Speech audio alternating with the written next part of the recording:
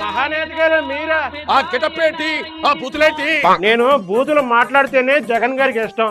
ఆయన నేను ప్రతిపక్షాలను తిట్టినప్పుడల్లా తెగ ఆనందపడతా ఉంటాడు. వాడు అంత సైకోగా మారిపోయాడా?